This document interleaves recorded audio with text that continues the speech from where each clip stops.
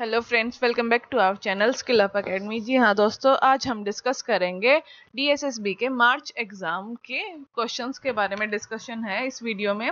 ये क्वेश्चंस हमारी जीके से रिलेटेड जितने भी क्वेश्चंस मार्च एग्जाम में स्पेशल एजुकेशन का पेपर स्पेसिफिक उस पेपर के हम सारे जीके के क्वेश्चन डिस्कस इस एक वीडियो में करेंगे, तो लास्ट तक जरूर हमारे वीडियो को देखें। हमारा फर्स्ट क्वेश्चन है, what is formed when atoms of different element combine in a definite ratio? क्या बनता है जब एटम्स अलग अलग एलिमेंट्स के कंबाइन होते हैं एक डेफिनेट रेशो में, तो हमारा कंपाउंड बनता है। अगर हम बात करें जब अलग अलग एलिमेंट्स के एटम एक फिक्स रेशो में जुड़ते हैं तो कंपाउंड बनता है। एग्जाम्पल के तौर पे आप देखो, हाइड्रोजन है H2O, अगर H2O है तो हमारा वाटर है। हाइड्रोजन इसमें दो हैं एटम हाइड्रोजन के और एक ऑक्सीजन का है। अगर आप रेशो बदल देंगे तो पानी की जो फॉर्मेशन है वो भी चेंज हो जाएगी। जो मिक्सचर होते हैं उनमें हमारे अलग अलग कंपोनेंट्स होते हैं, जैसे कि हमारा सोल्ट और शुगर। नेक्स्ट क्वेश्चन है, इन 2025 विच of the following countries was awarded the UNESCO King Sejong Literacy Prize for its innovative language education program? ये प्राइज उन लोगों या देश को दिया जाता है जो मदर टंग मातृभाषा में एजुकेशन को प्रमोट करते हैं। तो ये प्राइज मिला है कीनिया को। 2025 में ये प्राइज कीनिया को मिला है। इनोवेटिव लैंग्वेज प्रोग्राम के लिए दिया जाता है। नेक्स्ट क्वेश्चन है, at the 2025 excellence award which aspect of India's biotech sector was highlighted by Union Moss doctor Jitendra Singh. जो ये हमारा बायोटेक सेक्टर से साइंस से रिलेटेड क्वेश्चन है, डॉक्टर जितेंद्र सिंह ने हाईलाइट किया है कि इंडिया अब सिर्फ वैक्सीन बनाने में नहीं बल्कि ग्लोबल लीडरशिप और इनोवेटिव नई चीज इन्वेंट करने में भी आगे है। तो इंडिया में अब फार्मेसी ऑफ वर्ल्ड से बदलकर इनोवेटिव हब बनाया जा रहा है। तो इसका राइट आंसर है India's global leadership and innovative capabilities. Second option is our right answer. Question fourth है, which of the following language did the 2024 linguistic expert committee recommend as fulfilling the revised criteria for classical language status? India में किसी language को classical तब कहा जाता है जब उसके इतिहास 1500 या 2000 साल पुराना हो। लेटेस्ट अपडेट में क्या हुआ है, 2024 में मराठी को इस लिस्ट में शामिल करने की रिकमेंडेशन दी गई थी। तो हमारी मराठी लैंग्वेज को शामिल करना था 2024 में। नेक्स्ट क्वेश्चन है, who is the author of the novel Nirmala? Nirmala जो नॉवल है उसके कौन ऑथर हैं? इसके ऑथर मुंशी प्रेमचंद हैं। निर्मला एक बहुत ही फेमस नॉवल है जो कि डोरी सिस्टम दहेज प्रथा पे है और जो कि मिसमैचिंग मैरिजेस होती हैं उन पे लिखा गया है, और ये उपन्यास है मुंशी प्रेमचंद जी का। नेक्स्ट क्वेश्चन है, under the 35 Constitutional Amendment Act 1974 which special status was granted to Sikkim? Sikkim को क्या स्पेशल स्टेटस मिला था जब हमारा कॉन्स्टिट्यूशनल अमेंडमेंट एक्ट 1974 में? तो ये 35वां अमेंडमेंट एक्ट था 1974 का। इसके तहत सिक्किम को एसोसिएट स्टेट बनाया गया। मतलब वो इंडिया का पूरा स्टेट नहीं था पर इंडिया के साथ जुड़ा हुआ था। एक साल बाद 36th अमेंडमेंट में ये पूरा स्टेट बना दिया गया था, तो इसको एसोसिएट स्टेट बनाया था। कब? 35th कॉन्स्टिट्यूशनल अमेंडमेंट एक्ट 1974 में। नेक्स्ट क्वेश्चन है, which country commercial satellite did ISRO launched in December 2025 using the LVM-3 M6 vehicle through the Blue Bird Block 2 mission? तो ये है हमारी यूनाइटेड स्टेट। जो इसरो ब्लू बर्ड मिशन है, इसरो ने दिसंबर 2025 में यूनाइटेड स्टेट की एक कमर्शियल सैटेलाइट लॉन्च करी थी। इसमें LVM-3M6 रॉकेट का यूज हुआ, जो इसरो का सबसे पावरफुल रॉकेट था। तो आपको इसमें LVM-3M6 का भी नाम याद करना है, और state United states right answer है हमारा, कहाँ लॉन्च हुआ था। नेक्स्ट क्वेश्चन है, did the 2nd December 2025 workshop which organization informed the Farsi community about loans for small businesses।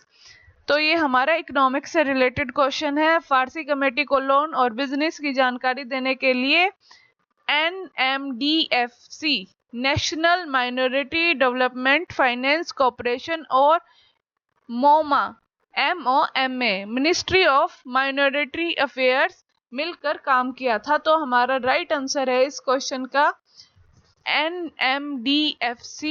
अगर फुल फॉर्म पूछे तो national minorities development and finance corporation है। MoMA की फुल फॉर्म है ministry of minority affairs. Next question है,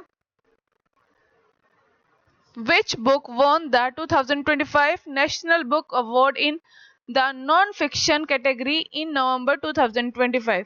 तो किस book को मिला था national book award?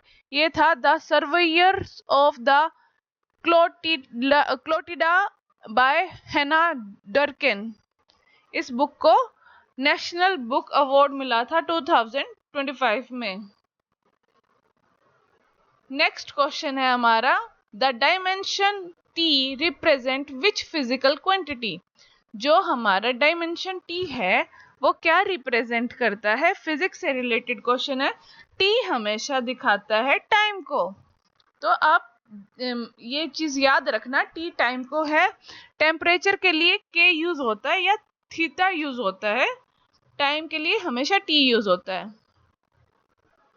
Next question है, the Dafla hills are located primarily in which state of Northeast India and its southern slopes extend up to the border Assam?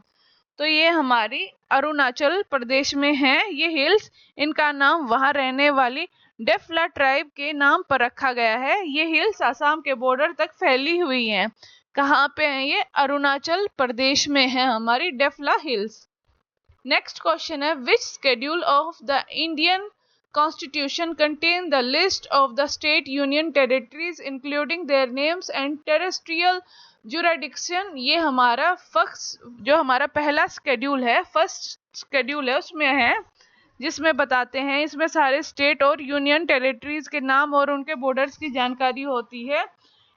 Indian constitution में 12 schedule है, तो हमारा फर्स्ट स्केड्यूल है वो बताता है किसी भी टेरिटरी का नाम और उनके बॉर्डर्स की लोकेशन।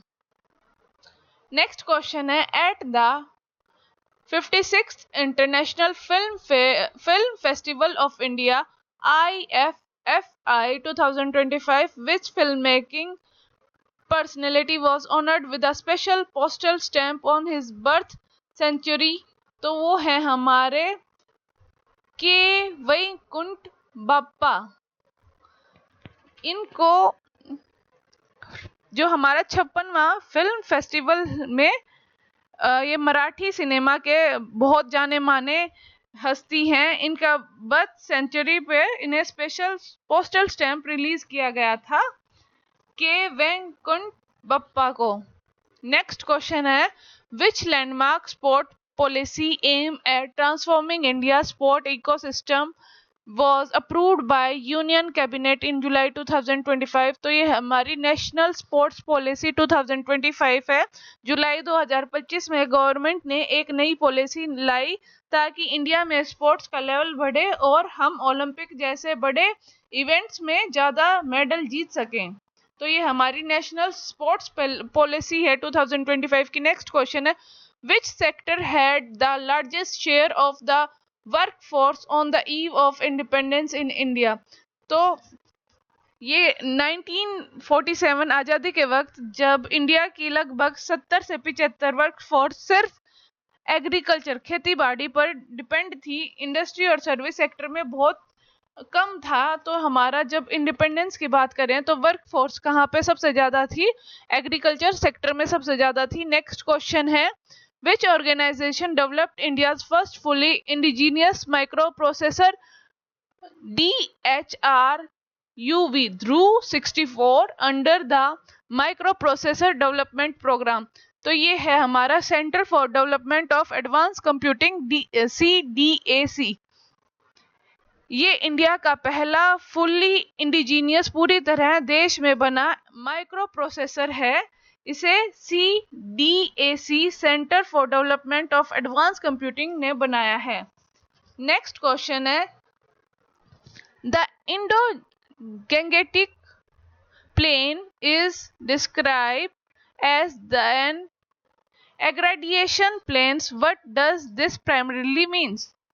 तो जब नदियां रिवर्स अपने साथ मिट्टी और पठार लाकर एक जगह जमा कर देती हैं तो वहां की जमीन ऊंची और मैदानी हो जाती है। इस प्रोसेस को एग्रेडेशन कहते हैं।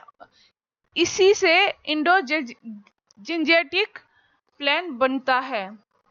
जब हमारी रिवर्स जो भी मलबा वगैरह बहा कर लाती हैं और मैदान बनाती हैं तो ये उसके लिए है। It was formed by depositional work of rivers. Next question है,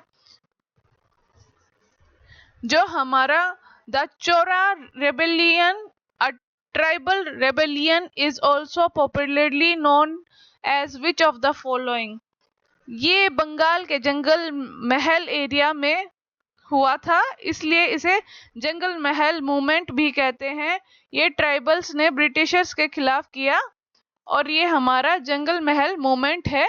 नेक्स्ट क्वेश्चन है 19th question, what was the name of the provisional government set up by the people of Junagadh in Bombay Mumbai to protest the nawab decision?